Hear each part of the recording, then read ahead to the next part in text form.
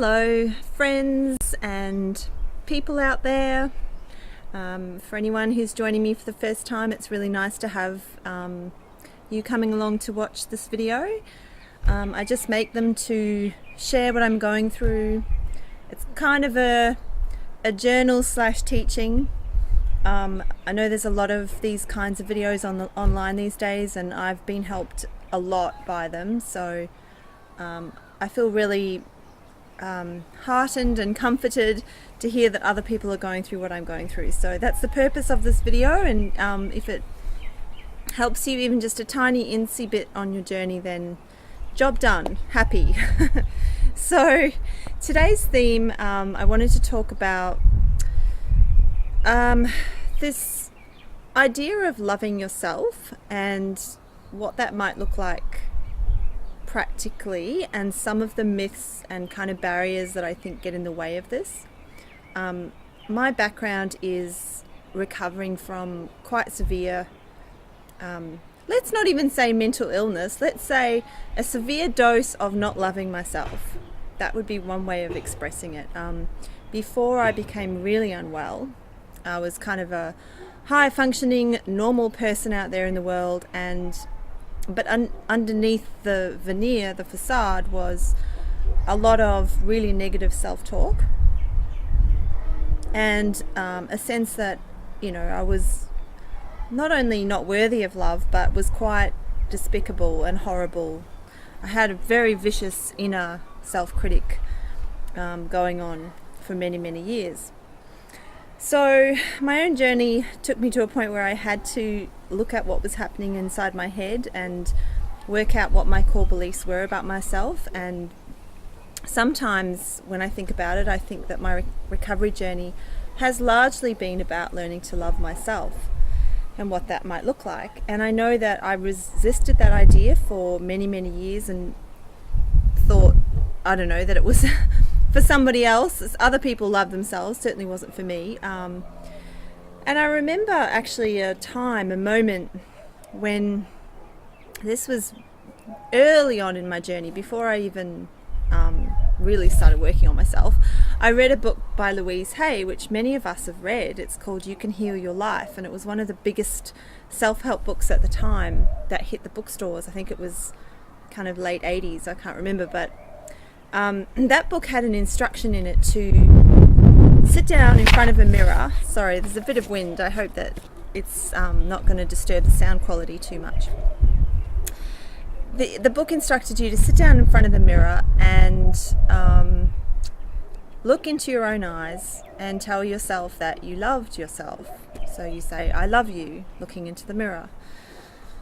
And I remember doing that little exercise and being like quite shocked at how far away from that ideal I was. Like, it brought up these quite intense feelings of hatred for myself, like a self-loathing and a sort of a feeling of humiliation and a feeling of self-disgust, like really strong negative emotions that I wasn't equipped to deal with at that time in my life at all. I was still a very young, immature, naive 20-year-old or whatever I was. So it's taken a long time to now kind of reflect and realize that I can actually do that exercise. And not only can I do that exercise successfully, to say that I love myself and I actually mean it, I say that to myself every day. It's become a part of my my practice, my way of living. My inner landscape is one that is now nurturing and kind to myself. So there's that. There's my personal lived experience of that journey, which I'll share a bit more detail in this video, the kind of practical steps and barriers. So there's my personal journey, but there's also my work in mental health now, helping, supporting other people who are also going through a journey of recovery, of healing. And I notice that this word love quite often brings up a really hostile reaction in people. It's kind of intuitive. They just automatically feel a sense of resistance. Like some people will kind of, I don't know, laugh about it or or wrinkle their nose up in disgust, or look like they want to kind of vomit. I don't know. It can bring up some strong emotions, and I'm curious about this because is our society so messed up that it's a very, very common problem that people can't love themselves, that we haven't been taught the skill when we were little, or certainly our society doesn't teach us that it's okay to love ourselves, or how to love ourselves, or the benefits of loving ourselves.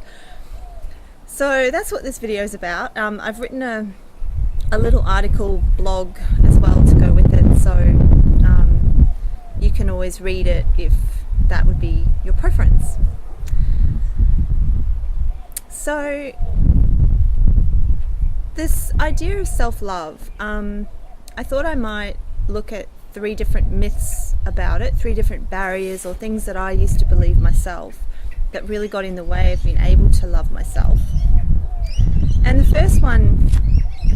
first stumbling block that I think people find is that this word love, it means lots of different things to lots of people, but we can assume often when we hear self-love that this implies that we have to be some kind of superhuman, wonderful person to deserve that love. Like we have to be in a really good place to love ourselves.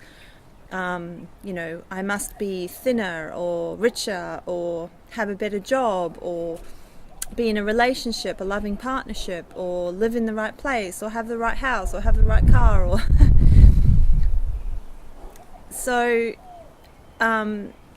it can get in the way because as many people discover that when they look around, their life is full of reasons therefore not to love yourself, that you fall short in many areas, that there's lots of things you feel you need to work on.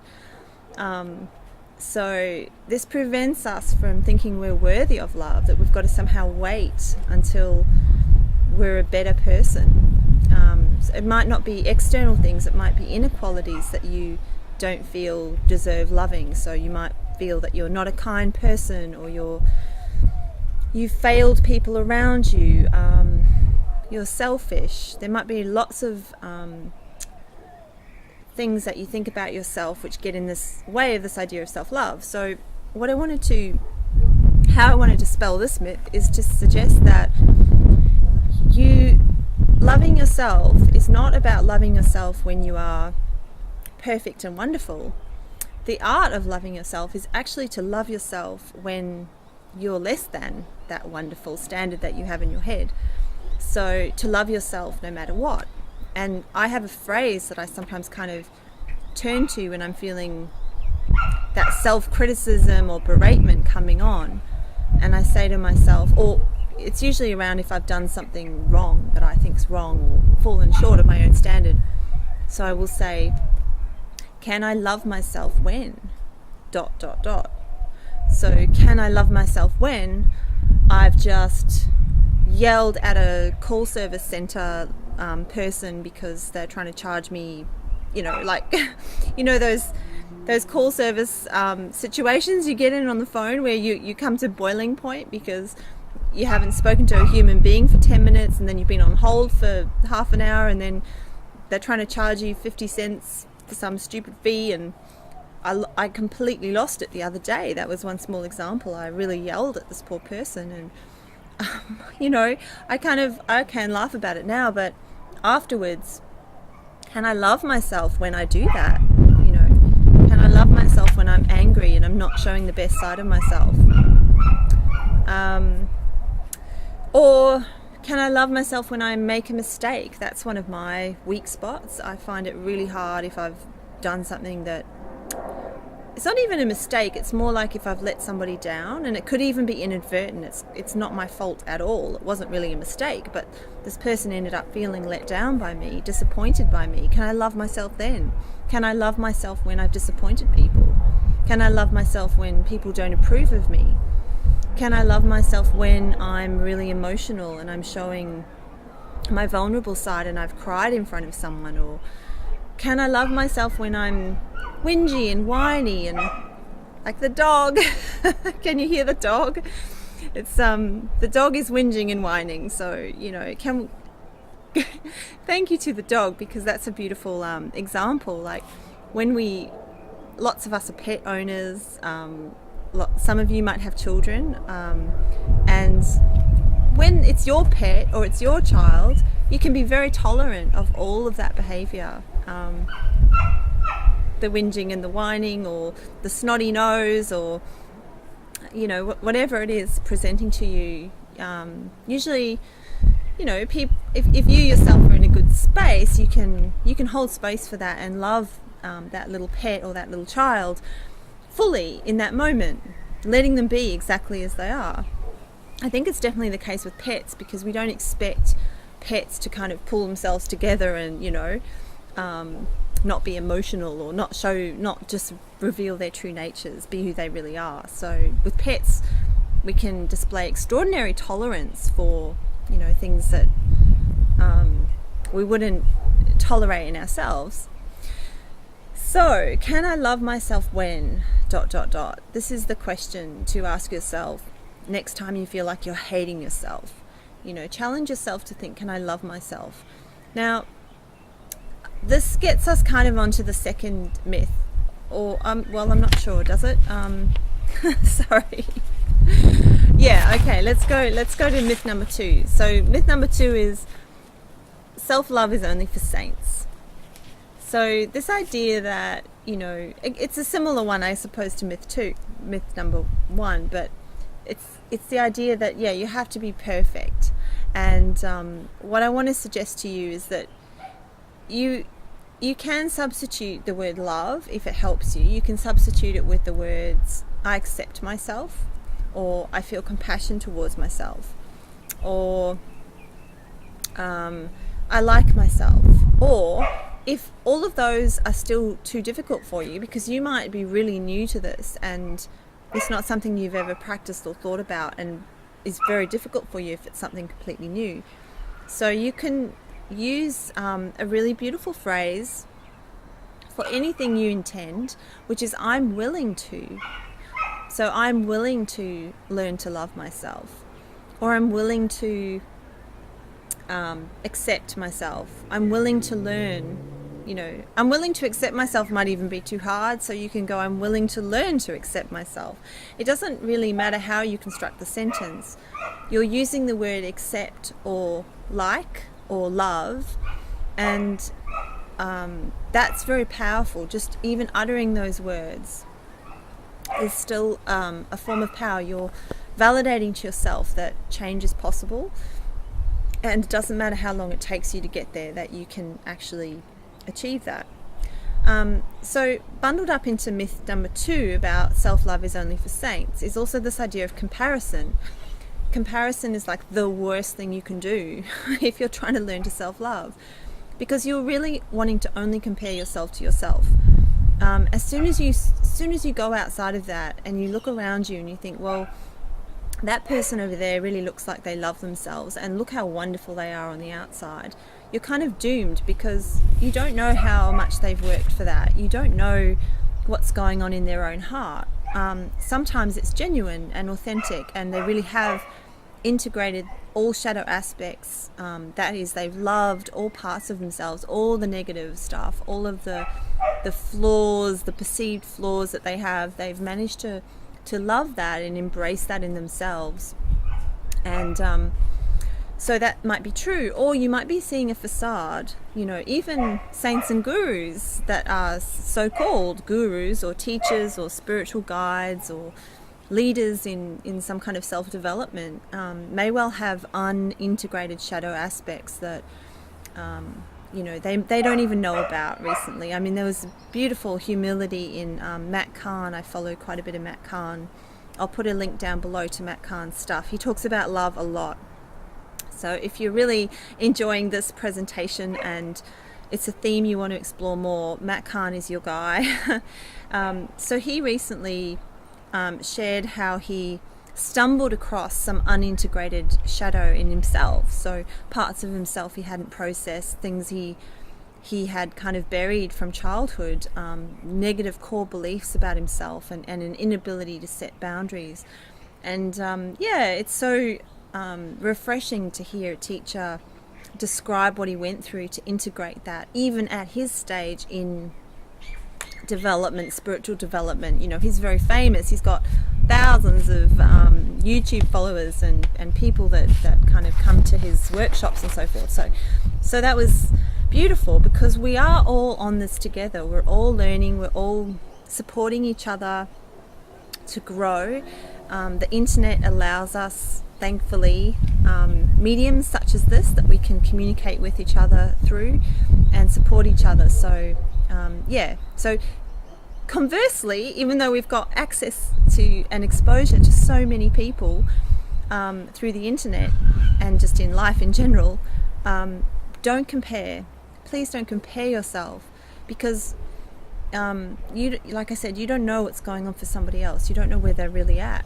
Only you know where you're really at, and that's what counts. What counts is your view of yourself.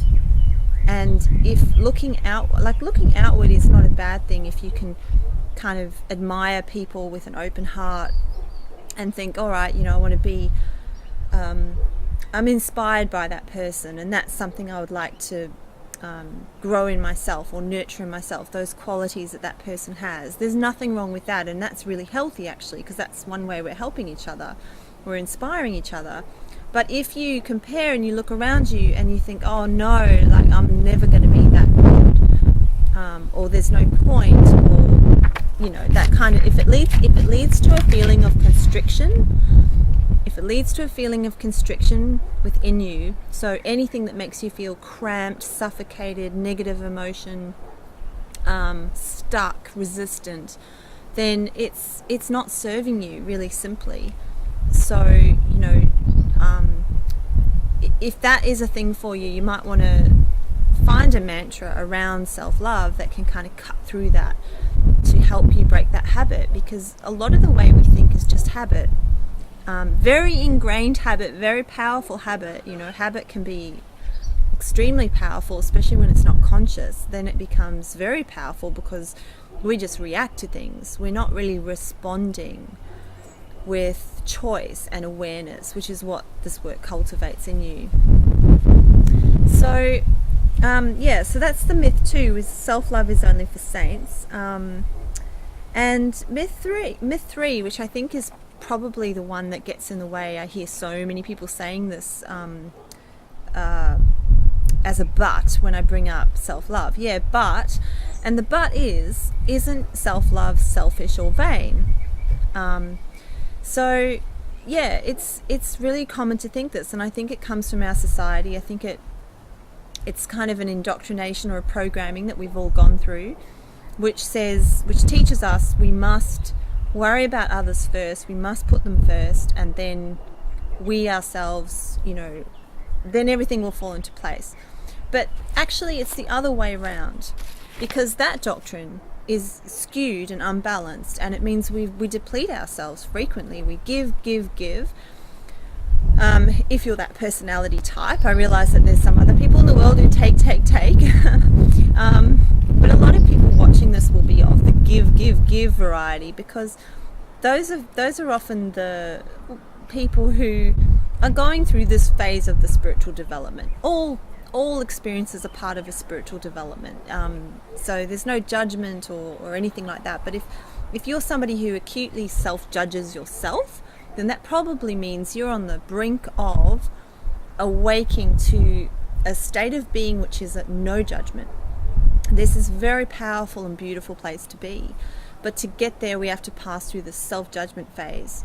And it's a way of unraveling judgment within ourselves. So it kind of works in tandem. It's not clear cut. Like when people are self-judging themselves, it doesn't mean they never judge anybody else. It just means that the judgments are more conscious. So the judgments are coming to their awareness, and they're aware of them. And for many years, they probably looked outside and judged others or the world as a bad place. And then as you progress spiritually, you start to judge yourself. You start to kind of turn that lens within. And it's a very painful time to be in, because all of a sudden you just see all of your flaws. You can think you're a terrible person.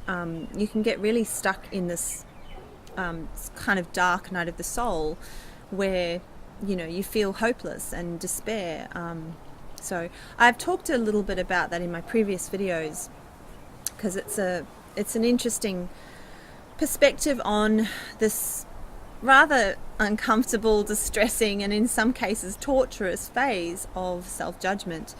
But this is, if you are in this place and you recognize yourself as being a chronic self-judger, then I just want you to celebrate for a moment, because the good news is it is a passageway that you're passing through, that if you can work with this self-judgment, if you can unravel it within yourself, just wait for the wind. If you can work with it, it's going to lead you to self-love. So there's a beautiful phrase, which I'm sorry, I've forgotten who said it, but it's, near the wound lies the gift. It's this idea in self-healing that, you know, whatever it is that's causing us the most problems is the very thing that's going to help us unravel and grow. So this idea of loving yourself is exactly that. What it is when you find yourself hating yourself, judging yourself, berating yourself, putting yourself down, abusing yourself. In some cases we can be very abusive if you stop and listen to that voice. That's exactly the time that you turn 180 degrees around and you turn any capacity you have within yourself for love, which might look like compassion, which might look like acceptance, which might look like forgiveness. You turn that on yourself and you say, can I love myself when I'm in this state? And as you work your way, as you bring this to awareness and you work on this gradually, it's a daily practice. It will become much, much easier and effortless. You know, these things always start out as an effort. We have to put some effort in. We have to retrain ourselves to think in a very different way. But after a while, effortless. You know, and that's where I am at the moment myself. So I'm in a state of self-love for pretty much most of the time. And that doesn't mean that I'm happy all of the time. Don't get those two confused, because just like if we imagine the innocence of a child, it can be really helpful, because children go in and out of moods and they love themselves at the same time, because it's very natural for a child to feel all these different things. They don't judge themselves. It's only later when they grow up that they begin to say that that's bad and that's good and that's okay and that's not okay.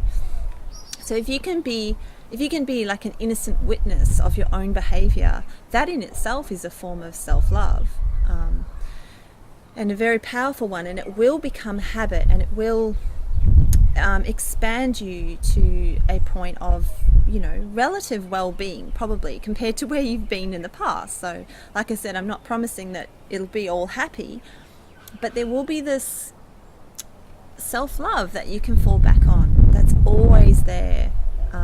It becomes a center, a place of refuge within you, and it's very, very powerful. It's actually so powerful that it is just wait for the wind again.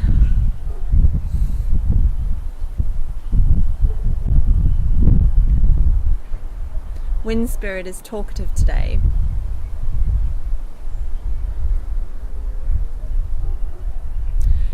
It's so powerful that it is a key to your next stage of ascension, your next stage of spiritual growth. And that next stage is when you fall in love, literally, with life, with the world, with other people. It's like you have to work up, generate so much love for yourself, but when you get to some kind of a critical mass, all of a sudden it starts to overflow, it starts to spill out of you. And this is the work of the saints. This is how these people are in their natural state. But it isn't something otherworldly that you can't reach. That's the myth, that you can't reach it. But the fact is you can, that we can all do this. It's actually well, if I can do it, you can do it. And I know there's a lot of people on the planet right now that are doing it. You only have to follow a few of these videos, or dive, websites or teachers, or read a lot of books. You'll find that many people are awaking to this power of love, and it's a self-love that turns into a love for all. It is a part of the ascension process. So if you're more curious about the big picture, I encourage you to watch my other video, which is explaining ascension in like basic terms, because it's a very big subject as well, but it gives you context and can help you realize the power of your own journey. As humble as your own journey is, it's also conversely so powerful and so needed at the moment on this planet as part of service to all. Is this healing work that we're all doing. So I encourage you to keep going and working on this. I just want to give you one tip, which, just something you can try that really can help you cultivate self-love.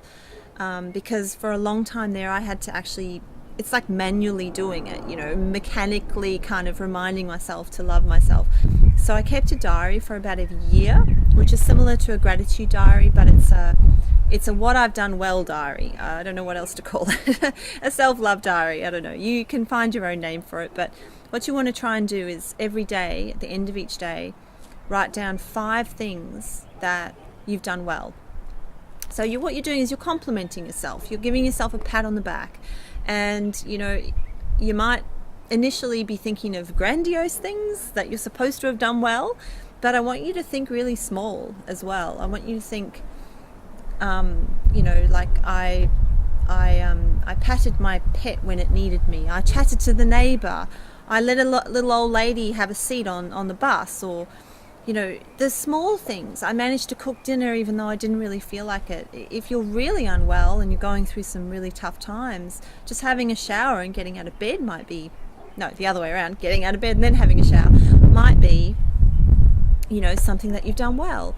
So yes, if you have big triumphant moments in life, of course, celebrate them in your book.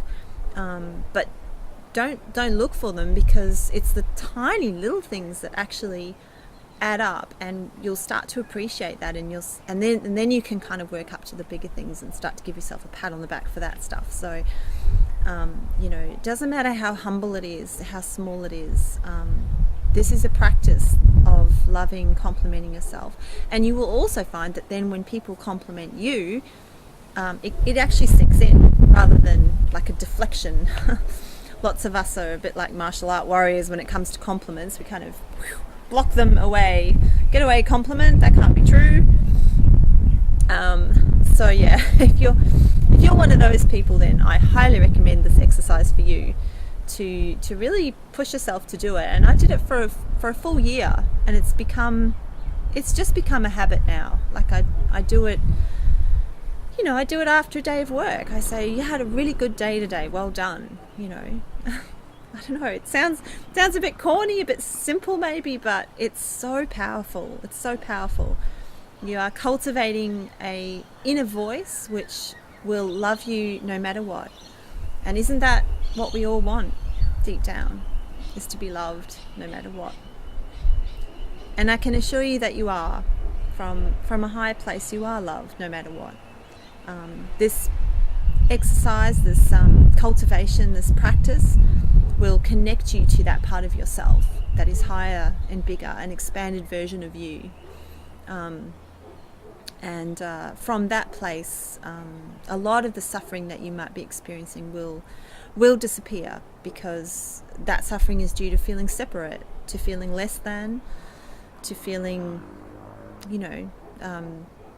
unworthy and unloved. And it's a programming that we've all gone through on this planet. So now is our time to change that and to work on this together. We can do this together.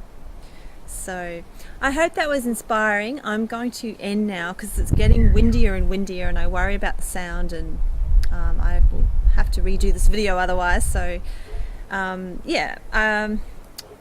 and I'll leave it there, and have a look on my website if you want for any other videos that I've been making. I'm really enjoying this process. I'd love to have some feedback. So yeah, and take care of yourselves and lots of love. Namaste.